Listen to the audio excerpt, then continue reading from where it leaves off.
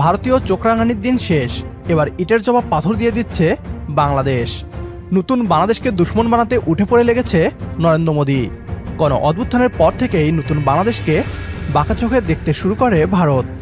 বাংলাদেশ বন্ধুত্বের হাত বাড়ালেও তা প্রত্যাখ্যান করে নরেন্দ্র মোদীর সরকার। প্রথমে বাংলাদেশিদের ভিসা নিষেধাজ্ঞা, এবার বাংলাদেশের পণ্যের উপর রপ্তানি নিষেধাজ্ঞা আরোপ করল ভারত। নতুন বাংলাদেশকে চাপে রাখতে একের পর এক ষড়যন্ত্র করে চলেছে ভারত। এবার সরাসরি বাংলাদেশের বাণিজ্যের উপর আঘাত করল নরেন্দ্র মোদী। বাংলাদেশের তৈরি পোশাক এবং প্রক্রিয়াজাত খাদ্যপণ্য এখন থেকে স্থলবন্দর দিয়ে ভারতে রপ্তানি করা যাবে না। ভারতের এই সিদ্ধান্তের ফলে রাতারাতি বাংলাদেশের কোম্পানিগুলো সেভেন সিস্টার্সের বাজার হারায়। এবার বাংলাদেশের পক্ষ থেকেও ভারতকে দেয়া হচ্ছে পাল্টা জবাব। ভারতীয় পণ্য আমদানি নিষিদ্ধের পাশাপাশি ভারতীয়দের মাছ রপ্তানি করা বন্ধ করে দেয়া হয়েছে। বিস্তারিত থাকছে আজকের এই ভিডিওতে। গণ অভ্যুত্থানের পর থেকেই বাংলাদেশকে বাঁকা চোখে দেখছে ভারত। ভারতের বসানো পুতুল সরকারকে উৎখাত করে এদেশের ছাত্র জনতা ডক্টর মোহাম্মদ ইউনূসকে রাষ্ট্র ক্ষমতায় বসায়, যিনি রাষ্ট্র ক্ষমতায় বসেই ভারতের আধিপত্যকে চ্যালেঞ্জ করতে শুরু করেন। নেপাল, ভুটান এবং সেভেন সিস্টার্সকে নিয়ে নতুন এক অর্থনৈতিক মডেলের রূপরেখা তৈরি করেন। তার এই রূপরেখা যদি প্রণয়ন হয় তাহলে উপমহাদেশে ভারতের দাদাগিরি খতম হয়ে যাবে। ভারতের সেভেন সিস্টার্স বাংলাদেশের উপর নির্ভরশীল হয়ে পড়বে, যা ভারতের অখণ্ডতাকে হুমকিতে ফেলবে।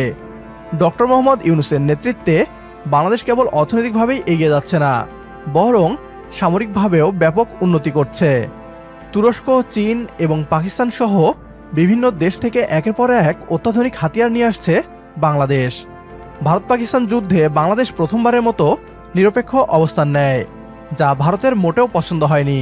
তাই বাংলাদেশকে শিক্ষা দিতে রপ্তানির উপর আঘাত করল ভারত। ভারত স্থলপথ ব্যবহার করে বাংলাদেশি পণ্য আমদানিতে কিছু বিধিনিষেধ আরোপ করেছে। এই বিধিনিষেধ আরোপ করা হয়েছে সেসব পণ্যে যা বাংলাদেশ বেশি রপ্তানি করে।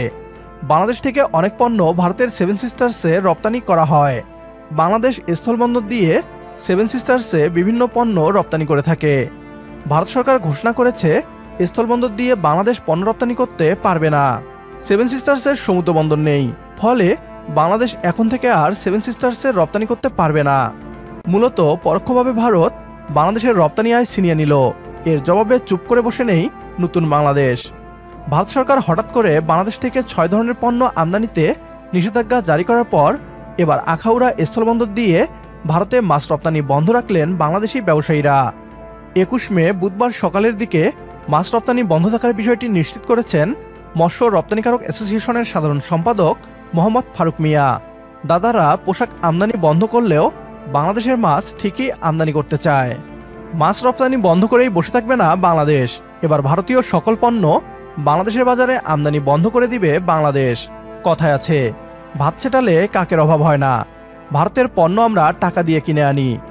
ভারতের $14 বিলিয়ন রপ্তানির বিপরীতে আমরা মাত্র $1 বিলিয়ন রপ্তানি করি।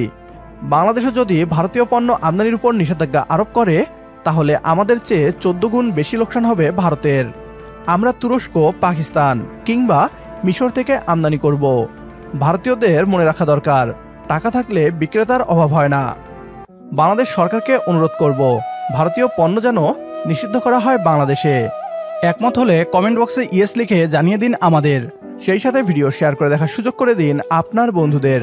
পরবর্তী ভিডিও দেখার আমন্ত্রণ জানিয়ে বিদায় নিচ্ছি আজ। আল্লাহ হাফেজ।